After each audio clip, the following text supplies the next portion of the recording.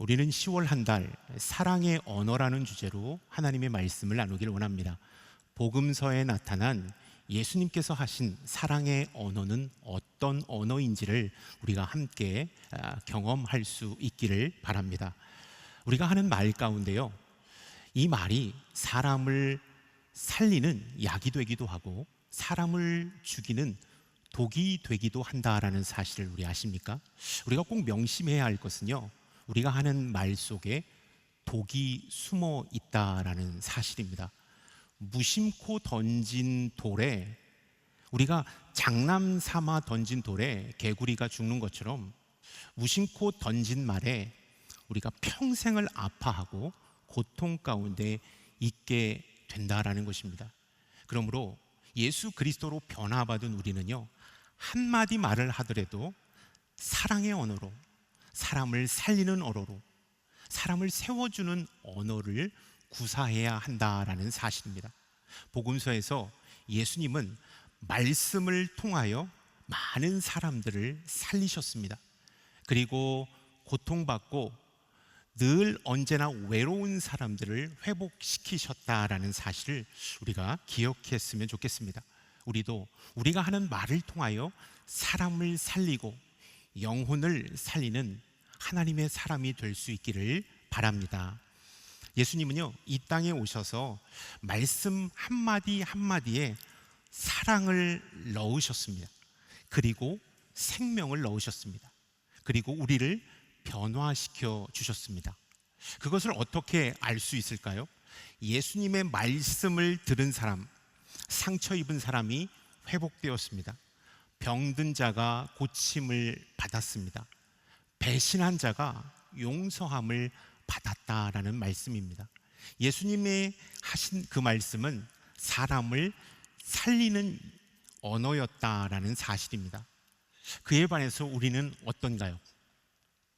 우리가 하는 언어는 참 사람을 상처 주는 말, 사람에게 비수를 꽂는 말, 사람의 자존심을 끌어내리는 말을 할 때가 참 많습니다. 그래서 우리가 하는 말을 통하여 주변 사람들이 큰 상처를 받는 경우가 많습니다. 10월 한 달 우리가 사랑의 언어라는 주제로 하나님의 말씀을 통하여 우리의 언어가 바뀌고 우리의 말이 변화되는 축복이 우리 모두에게 있기를 바랍니다. 아멘.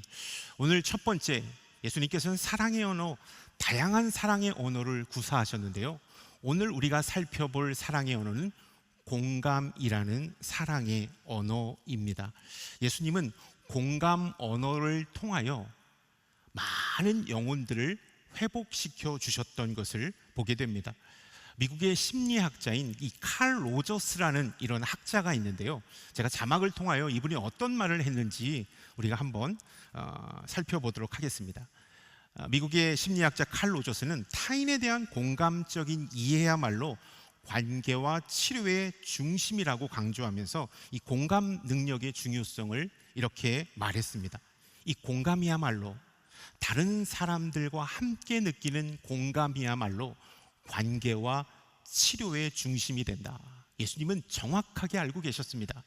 그래서 상하고 지치고 낙심한 자에게 이 공감이라는 언어를 통하여 그들의 관계를 회복시키셨고 낙심한 그들을 치유하고 온전케 하셨다라는 사실을 우리가 기억했으면 좋겠습니다. 이 공생의 기간 동안 예수님이 하신 이 공감의 언어 가운데 오늘 나사로의 집에서 말씀하셨던 이 공감의 언어를 우리가 한번 살펴보기를 원합니다. 그렇다면 이 국어사전에서 공감이란 어떠한 뜻과 의미를 가지고 있을까? 남의 감정, 의견, 주장 따위에 나도 그렇다라고 느끼는 기분을 우리는 공감이라고 말한다는 것이죠. 남의 감정과 의견과 주장 따위에 나도 그렇다라고 느끼는 기분, 이것이 바로 이 공감이라는 것입니다. 쉽게 말해서 공감이라는 것은 상대방이 무엇을 원하는지, 그가 어떠한 감정 상태인지를 정확하게 파악해서 그 감정에 우리가 함께 반응하며 함께 존중해주는 그것이 바로 공감이라는 사실입니다.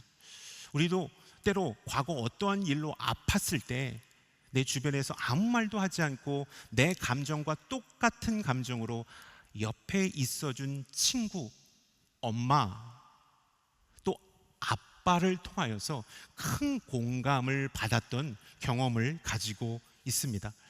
주님은 공감 언어를 통하여 말로써 언어를 나누는 것이 아니라 마음으로써 언어를 나눠 주셨다라는 사실입니다. 그래서 그들의 아픈 마음을 치유해 주셨습니다.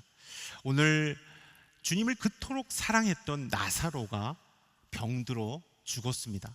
그리고 나서 4일이 지났을 때 예수님께서 나사로의 집을 방문하셨습니다. 그때 나사로의 동생 마리아는 예수님을 보자마자 한없는 눈물을 흘리면서 주님이 조금 더 일찍 우리 집에 오셨다면 우리 오빠는 죽지 않았을 것입니다 하며 큰 울음을 터뜨리고 있다라는 사실입니다. 이 상황 속에서 주님은요, 공감의 언어로 마리아를 위로하셨고 주변의 사람들을 위로해 주셨음을 말씀은 우리에게 가르쳐 주고 있습니다. 33절의 말씀 한번 같이 읽도록 하겠습니다. 예수께서는 마리아가 흐느껴 우는 것과 따라온 유대 사람들도 함께 우는 것을 보시고 마음이 비통해 괴로워하셨습니다. 주님은 마리아가 흐느껴 우는 것도 보셨고 함께 따라왔던 유대 사람들이 이 광경을 보고 흐느끼며 우는 것도 보셨습니다. 그리고 나서 마음이 괴로워 비통해 하셨다라고 말씀하고 있습니다. 마리아가 우는 것도 보셨고 함께 따라온 유대 사람들이 우는 것도 보시고 라는 말씀, 이 말씀에 우리가 주목했으면 좋겠습니다. 이 보다라는 것, 이 히브리 말로 헬라어 말로 에이덴이라는 이 단어를 사용하고 있는데요, 헬라어로 에이덴이라는 단어를 표현했는데 이 에이덴은 이해심을 가지고 이해하는 마음으로 그들을 본다라는 뜻입니다. 이해심을 가지고, 쉽게 표현해서 그들의 심정과 처지의 마음으로 그들을 본다라는 것입니다. 공감한다라는 것이죠. 그들이 얼마나 슬플까, 그들이 얼마나 마음 아파할까를 같은 심정으로 보셨다라는 사실을 주님은 에이덴이라는 단어를 통하여 말씀하고 있다라는 것입니다. 그들의 심정과 처지를 이해하기 위해서, 이해하며 보려면 그냥 보아서는 안 됩니다. 자세히 보아야 하고요, 눈을 통하여서 정확하게 보아야 합니다. 그들이 우는 것을 보셨다라고 성경은 말씀하고 있습니다. 여러분, 눈물을 보려면, 상대방의 눈물을 보려면 내가 그 눈에 직접 눈 맞춤을 해야 합니다. 눈과 눈이 맞아야 상대방이 우는지 또 눈물을 흘리는지를 확인할 수 있기 때문입니다. 저는 예수님의 첫 번째 공감 언어로 눈 맞춤을 여러분에게 말씀드리고 싶습니다. 예수님은 눈 맞춤을 통하여서 슬픔 가운데 있는 그들을 공감하셨고 그 공감 안에 머무르지 않고 그들을 회복시키시는 것을 보게 됩니다. 예수님의 첫 번째 공감 언어는 눈 맞춤이라는 사실을 우리가 이 말씀 속에서 살펴보았으면 좋겠습니다. 자꾸 학자 얘기하고 심리학자 얘기해서 어려운 말이 나오는데요, 이러한 말을 한 정말 의학자와 저널리스트가 있습니다. 미국의 의학자인 헬렌 리스라는 사람과요, 건강 채널 저널리스트라는 레브렌트라는 사람이요 함께 쓴 최고의 나를 만드는 공감 능력이라는 책이 있습니다. 이 책에서 이렇게 그들은 말하고 있습니다. 눈 맞춤은 인간이 태어나자마자 하는 대표적인 행동이다라는 거예요. 인간이 태어나자마자 하는 대표적인 행동이 부모님과 간호사 선생님과 눈 맞추는 것이 그들이 하는 대표적인 행동이라는 거예요. 근데 이 눈 맞춤을 통하여서 뇌에서 공감을 활성화시키는 에너지가 나온다라는 것입니다. 우리가 눈 맞춤을 자주 하면 이 뇌에서 공감을 활성화시켜주는 에너지가 나온다라는 것입니다. 그렇기 때문에 눈을 자주 마주칠수록 우리는 저 사람의 마음을 알 수 있는 공감 능력이 생기게 된다라는 것입니다. 이 뇌과학자들이 하는 이야기입니다. 예수님은 그것도 정확하게 아셨어요. 그래서 보셨어요. 그들의 같은 심정으로, 그들의 같은 처지의 마음으로 보시고 함께 눈물을 흘리셨다라는 사실을 우리가 이 말씀 속에서 기억했으면 좋겠습니다. 그렇기 때문에요, 우리가 공감 언어, 눈맞춤을 잘 해야 합니다. 사람들과 인사를 나눌 때도 눈과 눈이 마주치며 눈맞춤을 잘 해야 합니다. 또 사람들과 어떠한 모임 가운데 있을 때도 멀리 떨어진 사람들과도 눈맞춤을 통하여 서로 사랑의 마음을 교환하고 관계를 다시 한번 새롭게 하는 그러한 축복이 있어야 된다라는 사실입니다. 인사를 할 때도, 또 상대방에게 말을 걸 때도 우리는 눈을 정확하게 바라보면서 이야기하고 인사를 해야 우리는 더욱더 친밀해지는 공감의 관계가 된다라는 것을 우리가 이 말씀 속에서 기억했으면 좋겠습니다. 눈 쳐다보지 않고 딴짓하면서 인사하고 딴짓하면서 어떠한 제스처를 취하면 그것은 영혼 없는 행동이 된다라는 것입니다.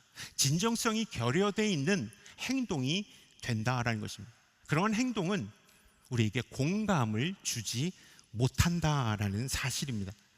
이런 말이 있어요. 입은 거짓말을 할지언정 눈은 거짓말을 할 줄 모른다.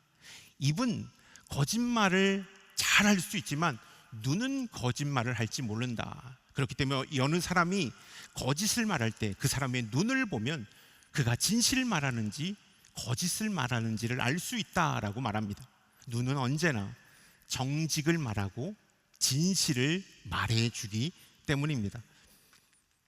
또 미국의 대표적인 시인인데 이런 시인 한번 들어봤을까 모르겠습니다. 랄프 월도 에머슨이라는 시인이에요. 학자 나오고 시인 나오는데요, 이 시인이 아주 유명한 말을 했는데요, 사람의 눈은 혀만큼 말을 많이 한다라는 것입니다. 눈은 우리가 말하는 혀만큼 말을 많이 한다라는 사실입니다. 또 이러한 말이 있더라고요.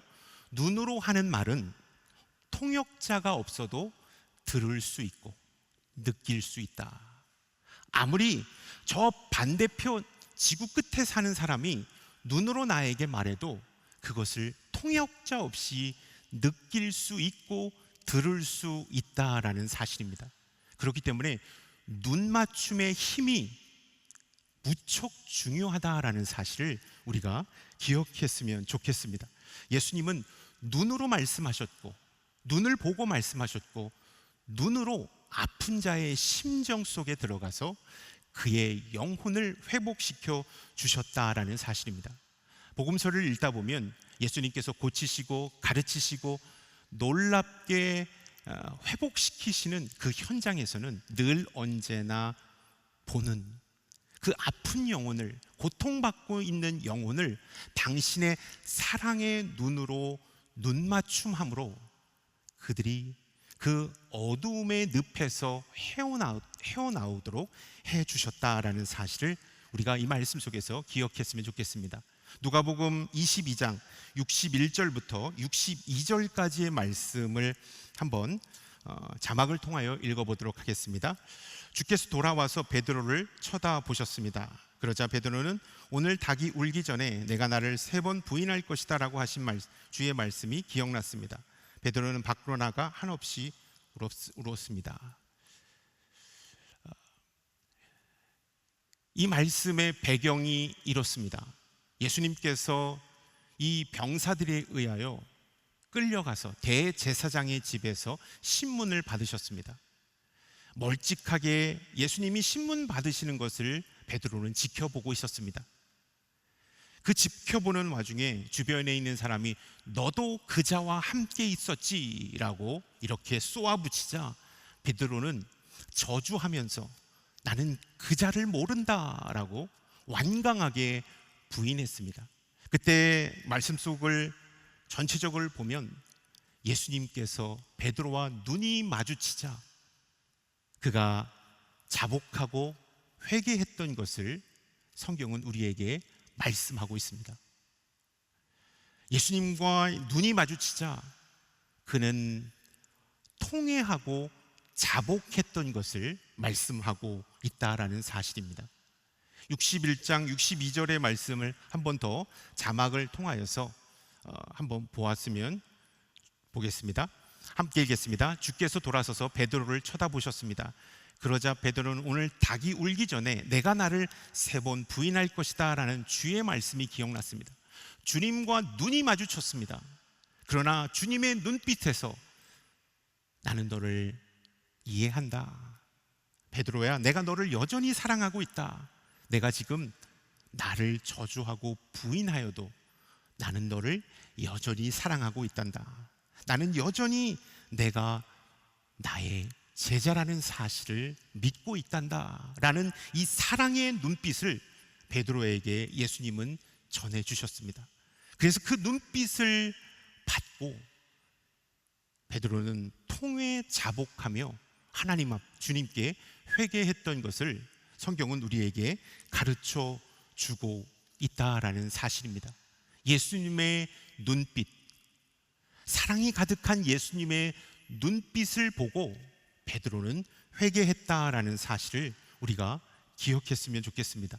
저는 우리 그리스도인들이, 주님의 제자된 그리스도인들이 예수님께서 사용하셨던 눈맞춤의 언어를, 이 공감의 언어를 우리가 사용할 수 있었으면 좋겠습니다. 사랑하는 자녀들에게, 사랑하는 배우자에게, 존경하고 큰 사랑을 받은 부모님께, 함께 동역하는 동역자분들에게 사랑의 눈맞춤을 우리가 전하는, 그 사랑의 언어를 구사하는 믿음의 사람들이 될 수 있기를 주님의 이름으로 축원합니다. 저는 지키는 원칙이 하나 있습니다. 저와 함께 있는 사람들, 어떠한 모임이나 어떠한 일 때문에, 강의 때문에 만나는 모든 사람들, 상담에서 만나는 모든 사람들에게 제가 꼭 지키는 원칙이 있습니다. 함께하는 모든 사람들에게, 이렇게 많은 분들에게는 눈맞춤을 할 수 없지만 정해진 공간에서 저와 함께 있는 사람들은 모두 아이 컨택을 합니다. 그 아이 컨택 속에는 제가 당신을 존경합니다. 당신은 우리 안에 있습니다. 당신과 우리는 함께 있습니다. 저는 당신을 외면하지 않습니다. 이 순간 당신을 정확하게 바라볼 것입니다 라는 이 눈빛 아이 컨택을 합니다. 그래서 한 사람도 저와 함께 있을 때 투명 인간 취급되지 않도록 저는 철저하게 이것을 지킵니다. 교회 안에서뿐만 아니라 사역의 현장에서뿐만 아니라 내가 만나는, 제가 일상생활에서 만나는 모든 사람들에게도 저는 이 아이 컨택을 중요시하게 생각합니다. 이렇게 눈맞춤을 통하여 존중하고 있습니다, 사랑하고 있습니다, 당신과 함께하고 있습니다 라는 이러한 메시지를 전해주므로 함께 공감하는 그러한 체험을 느끼게 된다라는 사실입니다. 여러분, 우리가 눈빛으로 사랑을 전하고 눈빛으로 그들을 신뢰하고 그들을 용서하고 그들을 다시 한번 하나님께로 인도하는 공감 언어의 놀라운 능력자가 될 수 있기를 주님의 이름으로 축원합니다. 이 사이코패스들, 소시오패스들, 연쇄살인자들, 또 나르시즘, 이 성격 장애를 앓고 계신 분들에게서 나타나는 공통적인 특징이 있습니다. 그들은 공감 능력이 전혀 없다라는 것입니다. 남의 아픔, 남의 고통과 눈물을 전혀 느끼지 못한다라는 것입니다. 근데 주님은요, 이 땅에 내려오실 때 이 공감의 언어를 가지고 내려오셨습니다. 그래서 말을 통하여서 사람을 살리고 그 영혼을 이 저주의 늪에서 구원하며 고통 가운데, 외로움 가운데 있는 자들을 이 눈맞춤을 통하여서, 사랑의 눈빛을 통하여서 다시 한번 회복시키셨다라는 사실을 우리가 기억했으면 좋겠습니다. 나는 눈 맞춤을 통하여서, 나는 주님께서 나에게 부어주신 사랑의 눈빛을 통하여서 상대방과 대화하고 있습니까? 눈으로 사랑을 전하는, 사랑의 언어를 구사하는 저와 여러분들이 될 수 있기를 주님의 이름으로 축원합니다. 아멘. 35절의 말씀을 한번 읽어보도록 하겠습니다. 예수께서 눈물을 흘리셨습니다. 예수께서 나사로가 죽고 마리아가 그토록 슬퍼하고 있는 그 광경을 보시고 눈물을 흘리셨다. 주님께서 나사로를 살려주시기 전에 먼저 눈물을 흘리셨다라는 사실에 우리가 주목했으면 좋겠습니다. 예수님의 공감 언어 두 번째는요, 눈물입니다. 눈물을 통하여 예수님은 공감하셨고 그들의 아픈 그 지점까지 내려가 주셨다라는 것입니다.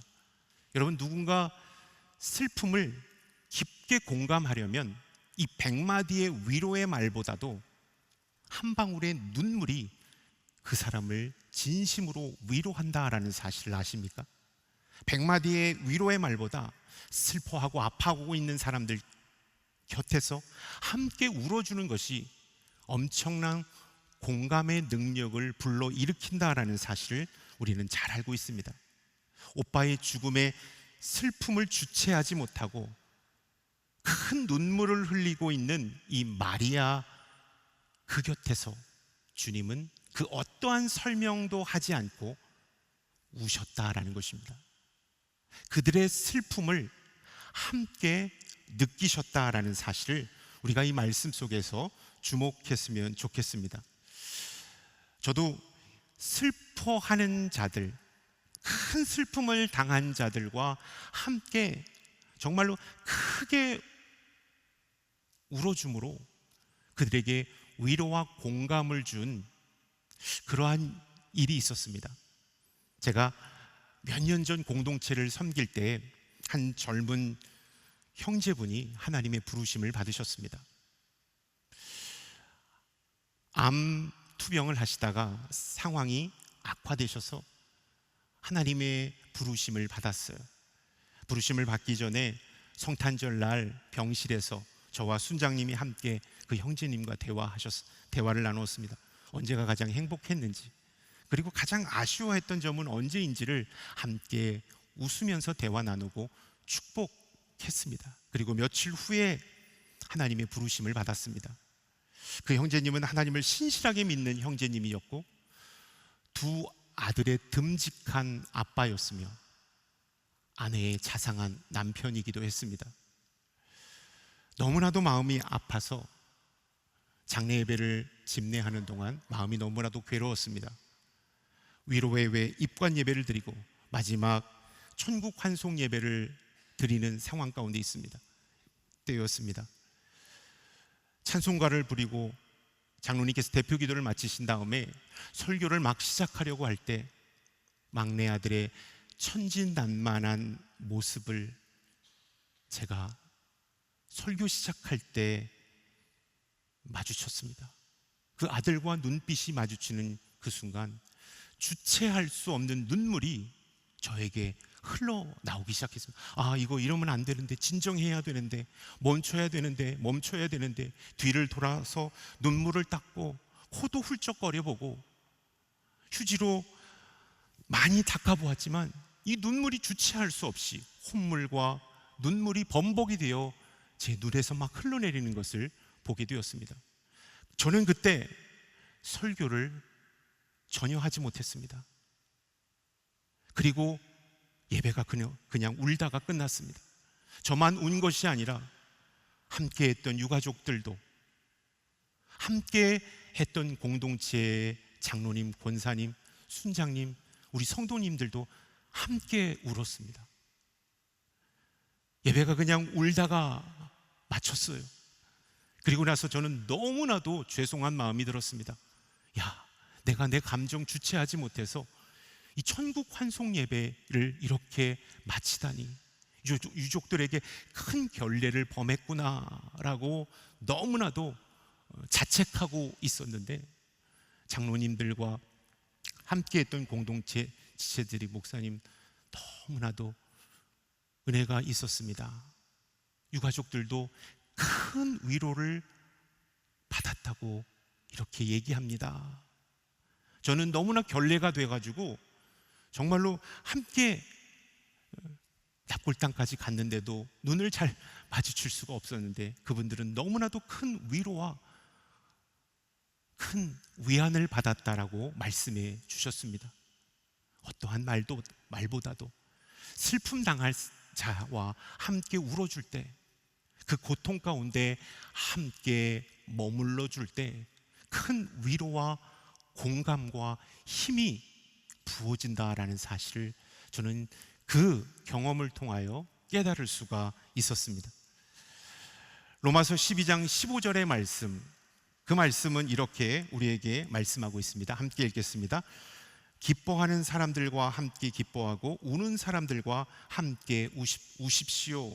우리가 즐거워하는 사람들과 함께 즐거워하고 우는 자들과 함께, 슬픔 당한 자들과 함께 울 때 상대방에게는 위로와 힘이 부어지게 된다라는 사실을 우리가 이 말씀 속에서 기억했으면 좋겠습니다. 여러분, 눈물이야말로 슬픔 가운데 있는 자들에게 큰 위로와 공감을 제공해 준다라는 것입니다. 그렇다면 예수님께서는 어떻게 공생의 기간 동안 이 공감의 언어를 통하여 사람들을 회복시켜 주셨을까? 어떠한 능력으로 이 공감을 얻으셨을까? 여러분, 어떻게 예수님은 이 공감의 언어를 구사하며 그들을 다시 한번 회복시키셨을까요? 예수님은 사람이 하는 입술의 언어보다 내면 깊숙한 곳에서 말하고 있는 내면의 소리에 주님은 반응하셨습니다. 그리고 그 반응에 함께 아파하셨고 함께 기뻐하심으로 그들을 공감하셨고 회복해 하셨다라는 사실을 우리가 이 말씀 속에서 기억했으면 좋겠습니다. 내면의 소리에 응답하는 것입니다. 여러분, 상대방과 이야기할 때 그 사람이 입술로 하는 말보다 내면 깊숙이 하는 소리를 들을 수 있어야 우리는 그 사람을 공감해 줄 수 있다라는 것입니다. 여러분, 내면의 소리를 어떻게 들을 수 있을까요? 귀를 쫑긋 세우면 내면의 소리가 들릴까요? 아니요. 그 사람에 대한 사랑, 그 사람에 대한 관심, 그 사람을 긍휼히 여기는 마음이 우리 안에 있을 때 우리는 그 사람의 내면의 소리를 듣고 그 내면의 소리에 반응해 줄 수 있다라는 사실입니다. 그래서 공감을 얻어낼 수 있다라는 것을 우리가 기억했으면 좋겠습니다. 우리는 참 내가 듣고 싶은 말만 듣고요, 내가 하고 싶은 말만 하는 그러한 어리석음을 가지고 있습니다. 그래서 누가 옆에서 내면의 아픔의 소리를 크게 외쳐도 우리는 그 소리를 듣지 못합니다. 아니, 들어도 외면할 때가 참 많습니다. 내면의 소리를 듣지 못하기 때문에 아내가 외치는 내면의 소리, 자녀들이 외치는 내면의 소리를 우리는 듣지 못하기 때문에 우리는 그들에게 공감을 주지 못했습니다. 그들과 함께 아파하지 못했습니다. 그래서 그들과의 관계가 점점 더 멀어졌던 것이 사실입니다. 여러분, 우리가 내면의 소리를 들을 수 있어야 합니다. 근데 그 내면의 소리는 그 사람에 대한 관심, 사랑, 애정을 갖고 있을 때 그 사람 마음속에서 울려 퍼지는 소리를 우리가 들을 수 있다라는 사실입니다. 상담실에서 상담을 할 때 내담자들에게 공감을 주고 라포를 형성하고 신뢰관계를 갖고 계속 상담을 이어져 나가는 것이 참 어렵습니다. 잘 알지 못하는 내담자와 그 내담자가 앓고 있는 이 아픔 속으로 내가 함께 들어가는 것이 너무나도 힘듭니다. 어리석은 제가 하는 방법은요, 그 사람에 대해서 기도하는 것입니다. 하나님, 저는 그분의 마음을 알지 못합니다. 그분이 무엇 때문에 아파하고 무엇 때문에 괴로워하고 무엇 때문에 우울한지를 저는 알지 못합니다. 그러나 오늘 만남이 계획되어 있습니다. 주님, 저에게 그분의 내면의 마음을 이해할 수 있는 힘을 주십시오.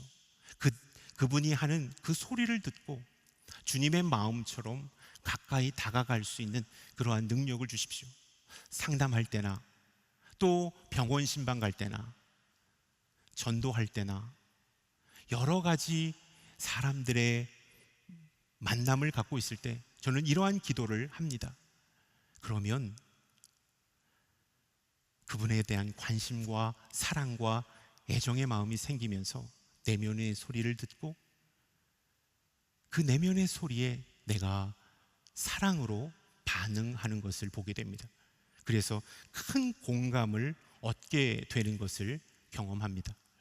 오늘 주님은 이 마리아와 함께 있던 유대 사람들에게 이 눈맞춤이라는 공감의 언어를 통하여서 그들을 회복시키셨습니다. 또 눈물이라는, 그들과 함께 슬퍼하는 눈물이라는 공감의 언어를 통하여서 그들을 그 슬픔의 자리에서 회복시키고 그들에게 큰 위로와 공감을 허락해 주셨습니다. 말씀을 들은 우리가 이 눈맞춤을 통하여 눈으로 사랑을 전하는 메신저가 될 수 있기를 바랍니다. 그리고 눈물을 통하여서 그들의 아픔과 함께 할 수 있는 이 공감 언어의 능력자가 바로 저와 여러분들이 다 될 수 있기를 주님의 이름으로 축원합니다. 주님은 우리가 하는 말을 통하여 영혼을 살리고 그들을 주님께로 인도하는 거룩한 사명을 주셨다라는 사실을 기억할 수 있길 바랍니다. 기도하겠습니다. 성령 하나님, 우리의 언어가 사랑의 언어가 되길 원합니다. 공감의 언어가 되길 원합니다. 우리의 언어를 변화시켜 주시고 기름 부어 주시옵소서. 감사함을 드리며 이 모든 말씀 예수 그리스도의 이름으로 기도드렸사옵나이다. 아멘.